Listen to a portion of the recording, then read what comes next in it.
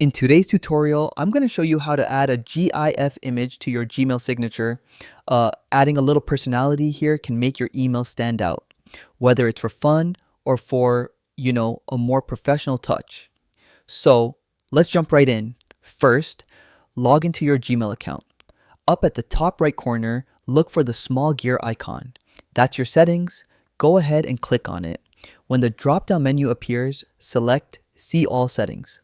This will take you to the main settings page with all the customization options.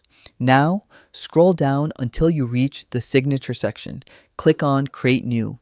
Type a name for your signature, something easy to remember, especially if you use more than one signature. Next, click on the little insert image icon. It looks like a mountain postcard. This is where we'll add the GIF. A window will pop up with a few options. For this tutorial, we'll use Google Drive. Click on Google Drive, then choose Upload. Now browse your computer, find the GIF you want, and select it. Once the GIF is in place, scroll down to the bottom of the settings page and click Save Changes. Don't skip this step. Otherwise, your GIF won't stick. And that's it. Your Gmail signature now has a GIF image. Pretty cool, right?